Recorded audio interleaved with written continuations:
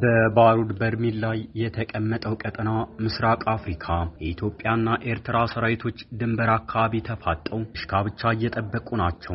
አሁን ልክ በዚች ደቂቃ በሰሜን ኢትዮጵያና በኤርትራ ድንበሮች ላይ የሚታየው ነገር ልምድ አይደለም። የሰላም ጊዜ የጥበቃ ስራም አይደለም። ከህዋ ላይ ሆነው ምድርን የሚቃኙ የሳተላይት አይኖች የሚያሳዩን ምስል ያስደነግጣል። በዛላምበሳ፣ በራማ፣ በጾሮና ግንባሮች በሺዎች የሚቆጠሩ ወታደሮች፣ በመቶዎች የሚቆጠሩ ታንኮችና በግዙፍ የኮንክሪት ምሽግ ውስጥ የተወሸቁ ዘመናዊ የጦር መሳሪያዎች ሁሉም አፈሙዛቸውን አቀራምረው ትዕዛዝ እየጠበቁ ነው። አንዲት ስህተት በድንበር ጠባቂዎች መካከል የምትፈጠር አንዲት ቀላል የቃላት ልውውጥ ወይም አንዲት ያለ ቦታዋ የምትተኮስ ጥይት መላውን የአፍሪካ ቀንድ ወደማይጠፋ እሳት ለመቀየር በቂ ናት። ዓለም አቀፍ ተንታኞች ሰዓታቸውን እያዩ ነው። ጦርነቱ ዛሬ ይፈነዳል ወይስ ነገ የሚለው ጥያቄ በዋሽንግተን በብራዝልስና በኒውዮርክ ኮሪደሮች ውስጥ በሹክሹክታ እየተወራ ነው። ኢትዮጵያና ኤርትራ ተፋጠዋል። በሁለቱ ወንድማማቾች ህዝቦች መካከል ያለው ግድግዳ ፈረሰ የተባለለት የሰላም ድልድይ ዛሬ በታንክና በመድፍ ተከቧል። ነገሩ አልቋል ወይስ አሁን እየጀመረ ነው? ይህ ውጥረት ተራው ጥረት አይደለም። ዝም ብሎም የድንበር ግጭት አይደለም። ከዚህ በስተጀርባ ያለው እውነት ምንድነው? ትላንት የኢትዮጵያና የኤርትራ መሪዎች እጅና ጓንት ሆነው በአስመራ ጎዳናዎች ሲንሸራሸሩ እና ሲጠጡ ዓለምን በፍቅር ሲያስደምሙ አልነበረም እንዴ? ዛሬ ምን ተገኘ? ያ ሁሉ ፍቅር፣ ያ ሁሉ ልልታ፣ ያ ሁሉ ተስፋ በአንድ ሌሊት እንዴት ወደ ጦርነት ነጋሪነት ተቀየረ?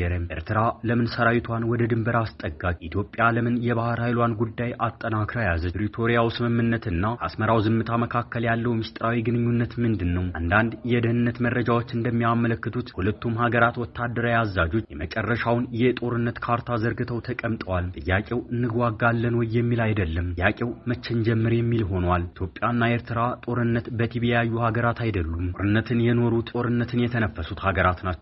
የጦርነትን አስከፊነት ከነሱ በላይ የሚያውቅ ማን አለ? በ1990ዎቹ 100 ሺዎች ወጣቶች ያለቁበት ያ የሞኝ ጦርነት ዛሬ በ21ኛው ክፍለ ዘመን በዘመናዊ ድሮኖችና ሚሳይሎች ቢደገምስ? አሁን ያለው ሁኔታ እጅግ አደገኛ የሚያደርገው ይሄ ነው። ኢትዮጵያ ከውስጥ ጦርነት ሳታገግም፣ ኤርትራ ወጣቶቿን በስደት ሳትጨርስ ለሌላ ዙር ደም መፋሰስ ተዘጋጅተዋል። ነገር ግን በድንበር አካባቢ ያለው ወታደር ምን ይሰማዋል? ማዶ ያለውን ጠላት ሲመለከት የሚታየው ጠላት ነው ወይስ የገዛ ወንድሙ? የትግራይ ተራሮችና የኤርትራ በረሃዎች ዳግም የሰው ስጋ ሊፈጭባቸው ነው ወይስ ይህ ሁሉ የፖለቲካ ትርፍ የሚደረግ የማስፈራራት ጨዋታ ነው? ጉዳዩን ይበልጥ ውስብስብ የሚያደርገው ደግሞ የውጭ እጆች ጣልቃ ገብነት ነው። የባህር የዓለሚ ንግድና የፖለቲካ ማነቆ ነው። በዚህ ቀጠና ላይ የበላይነት ለማግኘት የሚፈልጉ ሀያላን ሀገራት እሳቱን እያራገቡት ይሆን? ግብጽ ምን እየሰራች ነው? ሶማሊያ ከማን ወገን ናት? አሜሪካና ቻይና ዝም ብለው እያዩ ነው ወይስ ከጀርባ ሆነው ክራሩን እየቃኙት ነው? ይህ ጦርነት ከተጀመረ አሸናፊ አይኖርም። የሚኖረው ነገር አመድና ቃጠሎ ብቻ ነው። ታዲያ መሪዎቹ ይህንን እውነት እያወቁ ለምን ህዝቡን ወደ ጫፍ እየገፉት ነው? አሁን በሁለቱም ሀገራት ውስጥ ያለው አየር ተበክሏል። ፕሮፓጋንዳው ተሰናርቷል። ሚዲያዎች ወሬ እያቀበሉ ነው። ሁሉም ነገር ዝግጁ ነው። የቀረው አንድ ነገር ብቻ ነው፣ የመጀመሪያዋ ጥይት። የተወደዳችሁ ቤተሰቦች፣ አሁን በምንቆምበት የታሪክ መስቀለኛ መንገድ ላይ እውነቱን ፊት ለፊት መጋፈጥ ግድ ነው። በሁለቱ ሀገራት መካከል ያለው የሰላም በር እየተዘጋ ነው። የጦርነቱ ደወል እየተደወለ ነው። በሚቀጥሉት የተወሰኑ ደቂቃዎች ከስሜት ውጪ ከመፈከር የጸዳ የጠራና እውነተኛ ትንታኔ ይቀርባል። ሁለቱ ሀገራት ለምን ተፋጠጡ? የ1990ዎቹ ታሪክ ይደገማል? መፍትሄውስ ምንድነው? ይህ ዳግም ወደ እሳት የተሰኘው ልዩ የምርመራ ዘገባችን ነው። በእነዚያ ልማደኛ የኢትዮጵያና የኤርትራ ድንበርተኛ ተራሮች ዛሬም ሰማዩ ዝቅ ብሎ የተደፋ ይመስል የጦርን ትንፋሽ እያፋጨ ነው። በኢትዮጵያና ኤርትራ ድንበሮች ላይ የሚነፍሰው ነፋስ ዛሬም የባሩድ ሽታን አዝሎ እየከነፈ ነው። ዛላምበሳ፣ ራማ፣ ጾሮና፣ ቡሬ ወዘተ ስማቸው ሲጠራ የብዙ እናቶቻችንን ጉበት የሚያቃጥል ህመም ዛሬም አለ። ሆኖም እነዚህ ቦታዎች ዛሬም እንደገና የሞት ቀጠሮ የተያዘባቸው ይመስላሉ።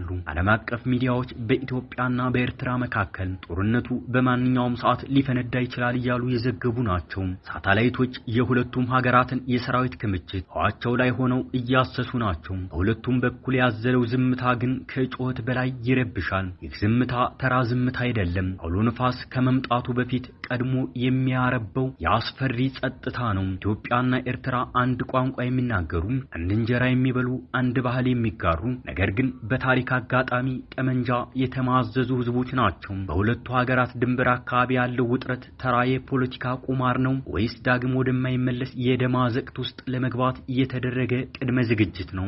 ይህ መሰናዶ ከታሪክ መዝገብ እስከ ዛሬው እውነታ ከቤተ መንግስት ሽኩቻ እስከ ድንበር ጠባቂ ወታደር ስሜት ድረስ ዘልቆ የሚዳሰስ ነው።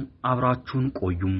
ጊዜው 1990ዎቹ መጀመሪያ አካባቢ ነው። በወቅቱ ዓለም ወደ አዲሱ ሚሊኒየም ለመሸጋገር እየተጣደፈች ነው። በምስራቅ አፍሪካ ግን ታሪክ ወደ ኋላ እየተሽከረከረ ነው። ባድመ በካርታ ላይ እንኳን በውል የማትታወቅ አንዲት ትንሽ መንደር የሁለቱ ሀገራት የክብር መለኪያ ሆነች። ያኔ ልክ እንደ ዛሬው ሁሉ ጦርነቱ በድንገት አልወጣም ነበር። ነገር ግን ሲመጣ አውዳሚነቱ ከተገመተው ከሚገመተው ከተነገረው ከሚነገረው በላይ ነበር።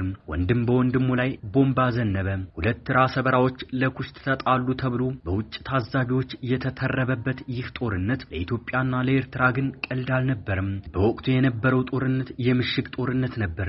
ልክ እንደ አንደኛው የዓለም ጦርነት ወጣቶች በሰው ማዕበል እየተተለተሉ ፈንጅ ላይ ወደቁ። በውጤቱም ከ70 ሺህ እስከ 100 ሺህ የሚጠጉ ወጣቶች ሕይወታቸውን አጡ። በቢሊዮን ዶላር የሚቆጠር ሀብት ወደመ። በ1991 ዓመተ ምህረት ልጃቸውን ለሀገር ነውና ሂድ ብለው መርቀው የሸኙ የልጃቸውን አስከሬን ልጃቸውን ያጡ እናቶችም አያሌ ናቸው። የወንድ ልጅ እናት ታጠቂ በገመድ ልጅሽን አሞራ እንጂ አይቀብረውም ዘመድ ይሉት ዜማ በጠቅላላ አገሬው ዘንድ እኩል ተንጎራጉሯል። በርካቶች ወታደር ልጃቸውን ቀርቶ የልጃቸውን አስከሬን የት እንደቀረ ማወቅ አልቻሉም። እኒያ እናቶች ዛሬም ከ25 ዓመታት በኋላ የልጅ ልጃቸውን የደንብ ልብስ እያጠቡ ናቸው። አያቴ ድንበር ሊሄድ ነው ሀገሬ ትፈልገኛለች የሚላቸውን ወታደር የልጅ ልጃቸውን ድምጽ ሲሰሙ ምን ይሰማቸው ይሆን? አባትህ ወይም ወንድምህ አጎትህ እንዲህ ብሎኝ ሄዶ አልተመለሰም ይሉ ይሆን? ወይስ ያ የተሰበረ ልባቸው ድጋሚ ተሰብሮ አጥጭጭ ይሉ ይሆን? እንዲህ ያለው የጉልበተኞች ዓለም የታሪክ መደገም ወይስ የትውልድ እርግማን? ያ ጦርነት ያለቀው በአልጀርሱ ስምምነት ቢሆንም በህዝቦች ልብ ውስጥ የፈጠረው ቁስል ግን ዛሬም ድረስ አልሻረም። ያ ቁስል ዛሬም ድረስ እያመረቀዘ ነው። ነገሩ እንዲህ ነው። የቀን መቁጠሪያው ግንቦት 1990 ዓመተ ምህረት ላይ እንደቆመ ነው። በድንገት ከባድመ በኩል የተተኮሰች አንዲት ጥይት የሁለቱን ሀገራት ሰማይ በባሩድ ጢስ አጨለመችው። ዓለም ደነገጠም። ትላንት አብረው ሲበሉ የነበሩ ወንድማማቾች ታንክ አገላብጠው ተፋጠጡ። ጦርነቱ የተራዘመ አድካሚና የጨከነ ሆነ። ለሁለት ዓመታት ለሁለት ሙሉ ዓመታት ምድር በደም ረጠበች። ከግንቦት 1990 እስከ ሰኔ 1992 ዓመተ ምህረት ድረስ ትግራይ ተራሮችና የኤርትራ በረሃዎች የቀብር ስነ ስርዓት ማከናወን ሰለቻቸው። በዚህ የሞት ድግስ መሃል ግን ዓለም ዝም ብሎ አልተመለከተም። ጦርነቱ እንደተጀመረ የመጀመሪያዎቹን የሽምግልና ካባ ለብሰው የተገኙት አሜሪካና ሩዋንዳ ነበሩ። የዚያኔ የአሜሪካዋ ረዳት የውጭ ጉዳይ ሚኒስትር ሱዛን ራይስና የያኔው የሩዋንዳው ፕሬዝዳንት ፖል ካጋሜ በአዲስ አበባና በአስመራ መካከል እንደ ሸማኔ መወሮሪያ መመላለስ ጀመሩ። ባካችሁ ተው ጦርነት አያዋጣም ብለው ተማጸኑ። ነገር ግን የሁለቱም ወገን ልቡና በኩራትና በእልህ ድንጋይነት ተቀይሮ ነበርና የሱዛን ራይስና የካጋሜ ሽምግልና ውሃ በላው። ዲፕሎማሲው ሲከሽፍ መድፎ መናገር ጀመረ። ጦርነቱ እየተካሄደም የአፍሪካ አንድነት ድርጅት ጉዳዩን ተረከበ። በወቅቱ የአልጄሪያው ፕሬዝዳንት አብዱልአዚዝ ቡቱልፊሊክ የሚመሩት ቡድን የሰላም ሐሳብ አቀረበ። ነገሩ ግን ሰላሙ በወረቀት ላይ ብቻ ቀረ። መሬት ላይ ግን ኦፕሬሽን ሰንሴት ተጀመረ። ኢትዮጵያ በወታደራዊ ክንድ የበላይነቷን አረጋገጠች። የኤርትራን መከላከያ ሰብራ በመግባት ጦርነቱን ወደ ማጠቃለያው ገፋችው። ያኔ ነበር የጠመንጃው ጩኸት ጋብ ብሎ የዲፕሎማሲው በር ድጋሜ የተከፈተው። ታህሳስ 3 ቀን 1993 ዓመተ ምህረት አልጄሪያ አዳራሹ በዓለም ታላላቅ መሪዎች ተሞልቷል። የተባበሩት መንግስታት ዋና ጸሐፊ ኮፊ አናን፣ የአሜሪካው ውጭ ጉዳይ ሚኒስትር ማድሊን ኦልብራይት፣ የአልጄሪያው ፕሬዝዳንትና የአፍሪካ መሪዎች ተገኝተዋል። ሁሉም አይኖች ጠቅላይ ሚኒስትር መለስ ዜናዊና ፕሬዝዳንት ኢሳያስ አፈወርቂ ላይ አርፈዋል። ሁለቱ መሪዎች በፊርማቸው ጦርነቱን ለማቆም ድንበሩን በሕግ ለመወሰንና ካሳ ለመክፈል ተስማሙ። ይህ የአልጀር ስምምነት ተብሎ በታሪክ ተመዘገበ። የተባበሩት መንግስታት ድርጅት ዩናይትድ ኔሽን ሚና በዚህ ወቅት እጅግ ግዙፍ ነበር። ስምምነቱን ተከትሎ የተባበሩት መንግስታት የጸጥታው ምክር ቤት ዩናይትድ ኔሽን ሚሽን ኢን ኢትዮጵያ ኤንድ ኤርትራ የተሰኘ ግዙፍ የሰላም አስከባሪ ኃይል አቋቋመ። በሺዎች የሚቆጠሩ የዓለም ወታደሮች ሰማያዊ ቆብ ያጠለቁ በሁለቱ ሀገራት መካከል በ25 ኪሎ ሜትር ርቀት ጊዜያዊ የጸጥታ ቀጠና ቴምፖራሪ ሴኩሪቲ ዞን ፈጥረው ተሰማሩ። የተባበሩት መንግስታት ለዓመታት ሁለት ወገኖች ድጋሚ ወደ እሳት እንዳይገቡ አጥር ሆኖ ቆየ። የጦር መሳሪያ ማዕቀብ ጣለ። ኮሚሽን አቋቁሞ ድንበሩን ለማካለል ሞከረ። ነገር ግን ወረቀት ላይ የተፈረመ ሰላም ልብ ውስጥ አልገባም ነበር። የድንበር ኮሚሽኑ ውሳኔ ባድመን ለኤርትራ የሰጠው ውሳኔ በኢትዮጵያ በኩል በመርህ ደረጃ እንቀበላለን በሚል ተንጠልጥሎ ቀረ። ኤርትራ ደግሞ መሬቴን ሳላገኝ አልደራደርም አለች። ሰላም አስከባሪው የተባበሩት መንግስታት ድርጅትም ተስፋ ቆርጦ ሻንጣውን ጠቅሎ አካባቢውን ለቆ ወጣ። በአልጀርስ የተጀመረው ተስፋ አስመራና አዲስ አበባ ላይ ደበዘዘ።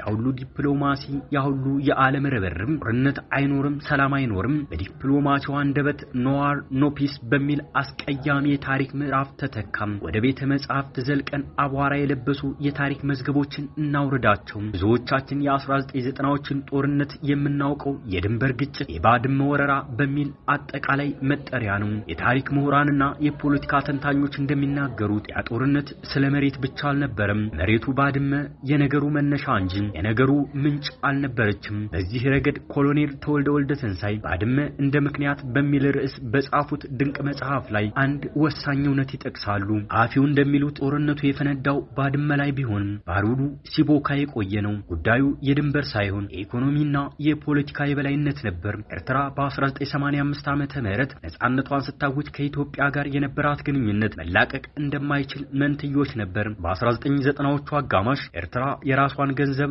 ናቅፋን ስታስተዋውቅ ነገሮች መሻከር ጀመሩ። ኢትዮጵያ በበኩሏ በናቅፋ የምትገበያዩ ከሆነ የንግድ ልውውጣችን በዶላር ይሁን፣ የድንበር ንግዳችንም ስርዓት ይበጀለት ስትል የአስመራው መንግስት ይህንን እንደ ኢኮኖሚ ጦርነት ቆጠረው። ባድመ እንደ ምክንያት በመጽሐፍ በግልጽ እንደተቀመጠው በሁለቱ ገዢ ፓርቲዎች ህወሓትና ሻዕቢያ መካከል የነበረው የማን ይበልጣል ሽኩቻ፣ የርዕዮተ ዓለም ልዩነትና በቀጠናው ላይ ተጽዕኖ የመፍጠር ፍላጎት ውስጥ ለውስጥ ሲብላላ ቆይቶ ባድመ ላይ ፈነዳ።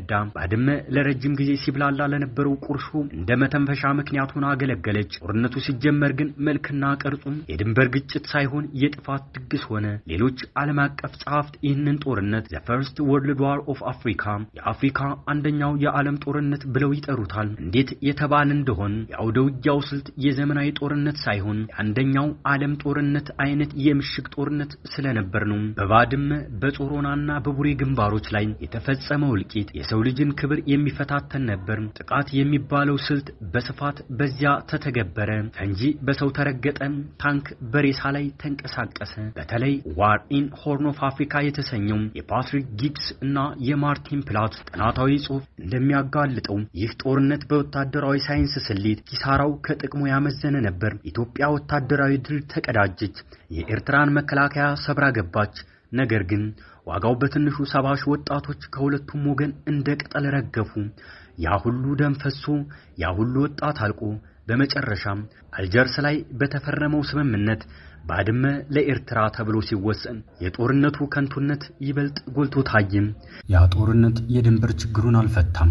ይልቁንም ለቀጣይ ትውልድ የሚተላለፍ የማይሽር የቂምና የጥርጣሬ ቁስል ጥሎ አለፈ። ዛሬ ላይ ሆነን ያንን የታሪክ መጽሐፍ ስንከፍት ገጾቹ ላይ የምናነበው ታሪክ ሳይሆን የአሁኑን እውነታ ነው። ባድመ እንደ ምክንያት እንደነበረው ሁሉ ዛሬስ በድንበር ላይ ለተፈጠረው ውጥረት ምክንያት እየሆነ ያለው ምንድን ነው? የባህር በር ወይስ አሁንም ያው ያልተፈታው የፖለቲካና የኢኮኖሚ የበላይነት ሽኩቻም? ጻፍቱ ይናገራሉ፣ ታሪክ ይጮሃል፣ ሰሚ ግን ጠፍቷል። የ1990ዎቹ ጦርነት በጠረጴዛ ዙሪያ መፈታት የነበረበት ችግር በጦር ሜዳ እንደማይፈታ ያረጋገጠም ደም አፍሳሽ ቤተ ሙከራ ነበር። ዛሬ ያንን ቤተ ሙከራ እንደገና ለመክፈት መሞከር የታሪክ ድንቁርና ካልሆነ ሌላ ምን ሊባል ይችላል? ሰኔ 2010 ዓመተ ምህረት ኢትዮጵያና ኤርትራ ዓለምን ያስደነቀ እርቅ አወረዱ። ግድግዳው ፈረሰ ተባለ። የስልክ መስመሮች ተከፈቱ። አውሮፕላኖች ተመላለሱ። ቤተሰቦች ተገናኙ። ጠቅላይ ሚኒስትር ዶክተር አብይ አህመድና ፕሬዝዳንት ኢሳያስ አፈወርቅ እጅና ጓንት ሆኑ። የኖቤል ሽልማትም ለዚህ ሰላም እውቅና ሰጠ። ነገር ግን ፖለቲካ እንደ አየር ሁኔታ ተለዋዋጭ ነው። ያ በደስታ የተጀመረው ግንኙነት በሰሜን ኢትዮጵያ ጦርነት ወቅት ወደ ወታደራዊ ጥምረት ተቀየረ። የኤርትራ ሰራዊት ወደ ኢትዮጵያ ገባ፣ አብረን ተዋጋን ተባለም። ታዲያ ዛሬ ምን ተፈጠረ? ፖለቲካ ተንታኞች እንደሚሉት የሁለቱ መሪዎች ግንኙነት የሻከረው መሰለው ከፕሪቶሪያው ስምምነት በኋላ ነው። የኢትዮጵያ መንግስት ከህወሓት ጋር ያደረገው የሰላም ስምምነት አስመራን እንዳስከፋት ይነገራል። በሌላ በኩል ኢትዮጵያ ያነሳችው የባህር በር ጥያቄ በኤርትራ በኩል እንደ ሉዓላዊነት መድፈርና የወረራ ዝግጅት ተደርጎ ተቆጠረም። ይህ ጉዳይ ከቃላት ጦርነት አልፎ ወደ ወታደራዊ እንቅስቃሴ ተቀየረም። ኤርትራ ሰራዊቷን በተጠንቀቅ አቆመች። ኢትዮጵያን በበኩሏ አዳዲስ የጦር መሳሪያዎችን እያሳየች ነው። ትናንት አብረው የነበሩት ዛሬ በጥርጣሬ አይን ይተያዩ ገብተዋል። አንዳንድ ዓለም አቀፍ የመገናኛ አውታሮች እንደዘገቡት ከሆነም የሁለቱ ሀገራት ሰራዊቶች ተፋጠዋል። የሚጠበቀው ትዕዛዝ ብቻ ነው። አሁን ያለው ሁኔታ ከ1990ዎቹ የሚለየው በምንድን ነው የሚለው ወሳኝ ጥያቄ ነው። ጥያቄው የቀረበላቸው አንድ የቀድሞ ሰራዊት አባል ኢትዮጵያ አሁን ባለችበት ሁኔታ በውስጥ ጦርነቶች ተዳክማለች ይላሉ። አማራ ክልልና ኦሮሚያ ክልል ውስጥ ግጭቶች አሉ። ኢኮኖሚው በዋጋ ንረት እየተፈተነ ነው። በዚህ ሁኔታ ውስጥ ሌላ ዓለም አቀፍ ጦርነት መክፈት ራስን የማጥፋት ሙከራ ነው በሚል አስከፊነቱን ገልጸውታል። ኤርትራ ባለፉት ዓመታት ወታደራዊ አቅሟን ገንብታለች። ነገር ግን ኢኮኖሚዋና የሰው ኃይሏ በስደት ተመናምኗል። ኤርትራ ይህ ጦርነት የህልውና ጉዳይ ሊሆን ይችላል ይላሉ። አቶ ገብረመድህን በድንበር ከተማ ነዋሪ ናቸው። በቀን ቀን መነጽር አድርገን ወደ ማዶ እናያለን ይላሉ። ዓለም አቀፍ ተንታኞች ሁኔታውን የባሩድ በርሚል በሚል ገልጸውታል። አንዲት ጥይት በስህተት እንኳን የምትተኩስ አንዲት ጥይት ጣናውን ወደማይጠፋ እሳት ልትቀይረው ትችላለች በማለት ስጋታቸውን እየገለጹ ናቸው። ጦርነት የሂሳብ ስሌት አይደለም፣ የቁጥሮች ጨዋታም አይደለም። ጦርነት ማለት የፈራረሱ ከተሞች፣ የጠፉ ትውልዶችና የተቀጨ ተስፋ ነው። ሁለቱም ሀገራት ይህንን ጠንቅቀው ያውቃሉ። ኢትዮጵያና ኤርትራ ከተዋጉ አሸናፊ ይኖራል? ወታደራዊ ስትራቴጂስቶች እንደሚሉት በዚህ አይነት ጦርነት ውስጥ አሸናፊ የሚባል ነገር የለም። የሚኖረው ተሸናፊና ይበልጥ ተሸናፊ ብቻ ነው።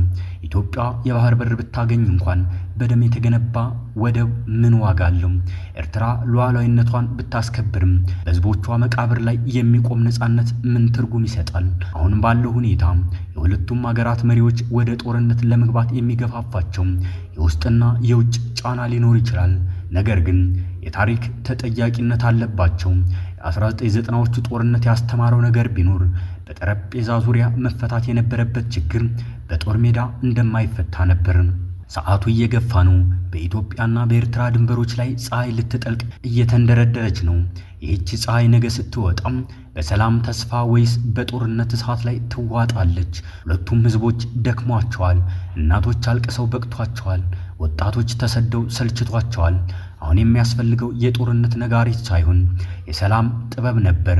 የጠመንጃ ቋንቋ ሳይሆን የወንድማማችነት ውይይት ነበር። የተከበራችሁ ተመልካቾች፣ የታሪክ ስህተትን መድገም የኢትዮጵያ ዕጣ ፈንታ ነው እንዴ? ከታሪክ ተምሮ አዲስ ምዕራፍ መክፈት ያልተቻለው ለምንድን ነው? ኢትዮጵያና ኤርትራ አንድ ህዝብ ሁለት ሀገር፣ የተፋጠጡት ጠላቶች ሳይሆኑ የተኳረፉ ወንድማማቾች መሆን አይችሉም እንዴ? ጦርነት መፍትሄ ቢሆን ኖሮ ያኔ በባድመ ተራሮች ላይ የፈሰሰው ደም ለምን መፍትሄ አላመጣም? መልሱ ያለው በጊዜ ላይ ይሆናል። በያላችሁበት ዓለም ሰናይ ጊዜን እየተመኘን በዚሁ እንሰናበታለን።